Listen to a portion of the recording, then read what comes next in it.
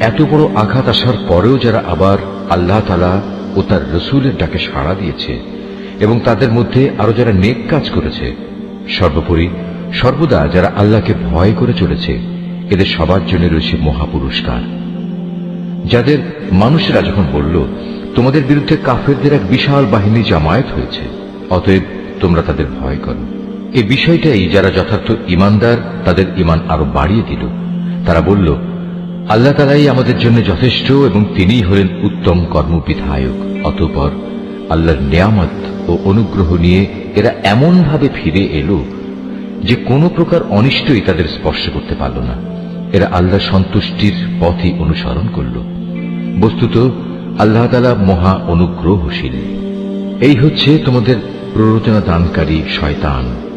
তারা শত্রুপক্ষের অতিরঞ্জিত শক্তির কথা বলে তাদের আপনজনদের ভয় দেখাচ্ছিল। তোমরা কোনো অবস্থায় তাদের এ হুমকিকে ভয় করবে না, বরং আমাকেই ভয় করো যদি তোমরা সত্যিকার অর্থে ঈমানদার হও। হে নবী, যারা দ্রুত গতিতে কুফরির পথে এগিয়ে যাচ্ছে তাদের কর্মকাণ্ড যেন তোমাকে চিন্তান্বিত না করে। তারা কখনো আল্লাহর বিন্দুমাত্র কোনো ক্ষতি সাধন করতে পারবে না।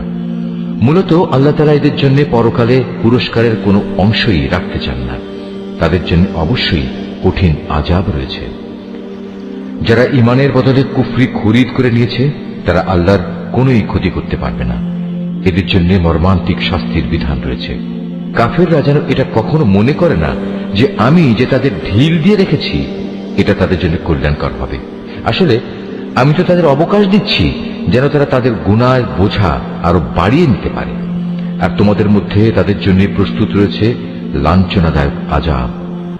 আল্লাহ তাআলা কখনো তার ঈমানদার বান্দাদের তোমরা বর্তমানে যে ভালো মন্দে মিশানো অবস্থার উপর আছো এর উপর ছেড়ে দিতে চান না, যতক্ষণ না তিনি সৎ লোকদের অসৎ লোকদের থেকে আলাদা করে দেবেন। একইভাবে এটা আল্লাহ তাআলার কাজ নয় যে তিনি তোমাদের অদৃশ্য জগতের খোঁজ খবরের উপর কিছু অবহিত করবেন। তবে আল্লাহ তাআলা তার রসুলদের মাঝ থেকে যাকে চান তাকে বিশেষ কোনো কাজের জন্য বাছাই করে নেন। অতঃপর তোমরা আল্লাহ তাআলা ও তার রসুলদের উপর বিশ্বাস স্থাপন করো। তোমরা যদি আল্লাহর উপর যথাযথভাবে ঈমান আনো এবং নিজেরা সাবধান হয়ে চলতে পারো তাহলে তোমাদের জন্য মহাপুরস্কার রয়েছে। আল্লাহ তাআলা নিজের অনুগ্রহ দিয়ে তাদের যে প্রাচুর্য দিয়েছেন, যারা তা আল্লাহর পথে ব্যয় করতে কার্পণ্য করে তারা যেন কখনো এটা মনে না করে এটা তাদের জন্য কোনো কল্যাণকর কিছু হবে না। আসলে এই কৃপণতা তাদের জন্য খুবই অকল্যাণকর।